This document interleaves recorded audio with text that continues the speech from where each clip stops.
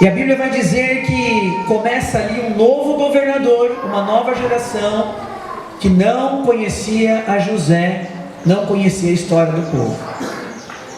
Deixa eu abrir um parênteses aqui. Estava conversando com o irmão Emanuel sobre gerações. Nós estamos vivendo numa geração, tivemos já uma geração de irmãos que partiram, e vamos assim colocar, né? Agora a bola está com a gente, e está vindo uma próxima geração. Será que essa geração que está vindo conhece a história da igreja em Jardim Aeroporto? As histórias das igrejas precisam ser mantidas. Os irmãos que começaram a história, nós falamos ontem, que deram suor para nós chegarmos até aqui, essas histórias precisam chegar para a nova geração. Porque nós vemos aqui na palavra do Senhor, levantou uma nova geração, um novo rei que não conhecia a história de José. Fecha parênteses. E aí o que acontece? Esse novo rei que não conhecia José, ele começa a observar: olha, esse povo está crescendo muito, e se eles juntarem contra a gente aqui vai ser problema. Aí ele começa a adotar uma política de repressão, de perseguição, e ele vai tornar a questão de ter filhos, porque o povo está crescendo muito, ele vai tornar essa questão uma questão desfavorável. Nós lemos versículo 10, olha o que o rei fala: usemos de astúcia, algo do maligno, para com este povo. E aí o versículo 11 vai dizer o quê? Que os egípcios fazem com que os israelitas eles se tornem escravos. Já pensou? Que coisa triste. Lá você tinha emprego, mas você não era remunerado. Lá você tinha emprego, mas você não tinha os seus direitos. E aí nós lemos no versículo 13 que a vida dos israelitas se tornou uma vida amarga, um momento difícil, agonia profunda, um momento muito complicado. Por quê? Era você dormir e acordar mais um dia para uma chibatada. Dia após dia era sofrimento, era escravidão, não tinha perspectiva ali de vida. Agora eu pergunto, irmãos, e o que aconteceu? Os israelitas, eles tiveram medo? Nós lemos no versículo 12, que quanto mais eles eram afligidos, a Bíblia vai dizer que mais eles se multiplicavam. Quanto mais eles eram afligidos, mais eles se multiplicavam. E você sabe por que eles se multiplicavam? Sabe por que eles tinham forças para isso?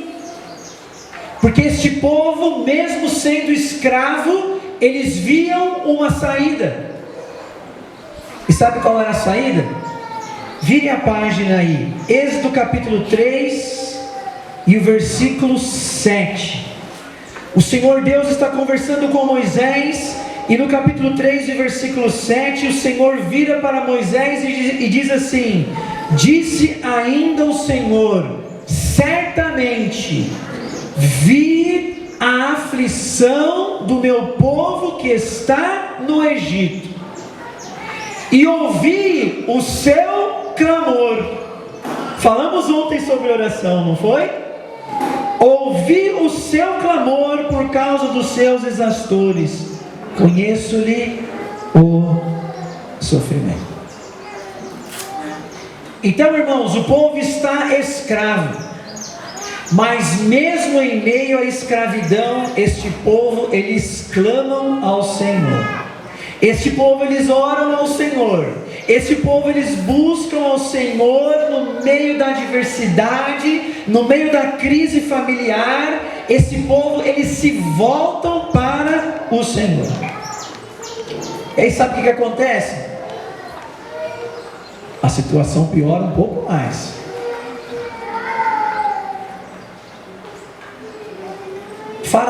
ele começa a ver que a coisa não está dando certo. E aí, Faraó, ele planeja o mal contra a vida de uma maneira muito cruel.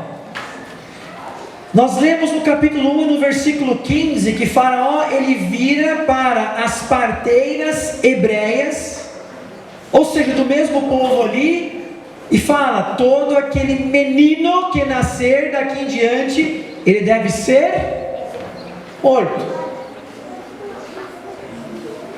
Veja só o versículo 15, capítulo 1. O rei do Egito ordenou às parteiras hebreias, das quais uma se chamava Sifrá e a outra Puá, dizendo: quando servirdes de parteira as hebreias, examinai. Se for filho, matai-o, mas se for filho, matai-o, mas se for filha, que vive. Então Faraó mandou matar todos os meninos. E aí sabe o que as parteiras fizeram? Permitiu Deus que elas temessem mais ao Senhor do que o próprio Faraó. E elas não cumpriram o que Faraó tinha dito. E aqueles meninos que nasceram naquele período ali, eles foram poupados.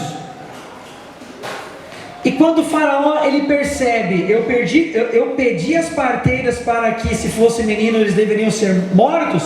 Quando ele percebe que elas não estão obedecendo, Faraó faz o que? Versículo 22. Ele vai ordenar a todo o povo: bom, já que as parteiras não me obedecem, a partir de hoje, povo, vocês vão ser os meus supervisores, vocês vão ser os meus fiscais. Se nascer no meio dos israelitas meninos, eles devem ser mortos. Os meninos deveriam ser jogados no rio Nilo, que você sabe bem que existe ainda na África, um rio que é talvez um dos maiores no sentido de espécies de crocodilos. E os meninos que nascessem ali, eles estavam condenados à morte. Condenados à morte. Agora, é nesse momento que eu quero chamar a atenção dos irmãos. Imagine você lá naquela situação, tá bom? Você está com o planejamento de casar. E aí você começa a pensar: bom, eu posso me casar, mas eu tenho desejo de ter filhos, mas se nascer um menino, esse menino está condenado. E é nesse momento que eu quero te perguntar nessa tarde: você teria um filho nessa situação? Sabendo que se fosse menino, ele deveria ser morto? Nós vimos um pouco disso na pandemia, né?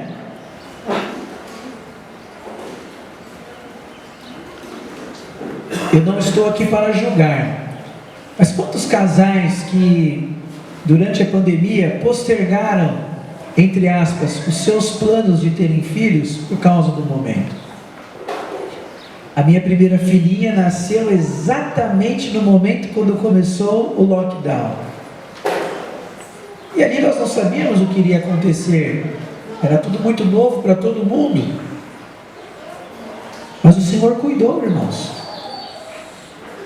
Sem nós sabermos como conduzir, o Senhor cuidou. Você teria filhos nessa situação? Os pais sendo escravos? E se nascesse menino, deveria ser morto?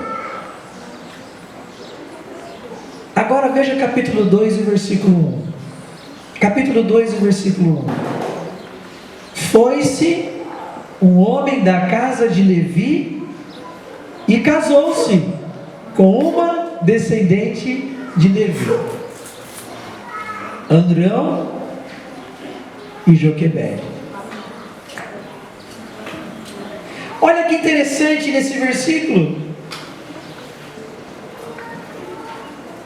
Amrão e Joquebede, eles vão ao contrário do que muitos fariam. Irmãos, percebam que mesmo em meio a essa tragédia, mesmo em meio a essa escravidão, mesmo em meio à matança de meninos, nós encontramos aqui no capítulo 2 que uma família tem sonhos, uma família tem expectativa, uma família tem amor, uma família tem esperança, uma família tem perspectiva de vida, irmãos, mesmo em meio a essa situação. E é neste clima hostil que o capítulo 2 diz que Amrão se casa com Joquebede, e a Bíblia vai dizer que Joquebede, ela engravida, e é neste contexto que ela dá a luz a quem? Ao menino. Ela deu a luz ao menino. Joquebede sabia que o seu filho, ele estava sentenciado à morte. Se nascer menino, deve morrer. E a Bíblia diz que esse menino nasceu. A Bíblia diz que esse menino, ele era bonito. E esse casal, então, eles tomam uma decisão. Nós estamos escravos, nós estamos no cativeiro, mas o nosso filho, ele não é da escravidão, o nosso filho, ele não é para o cativeiro,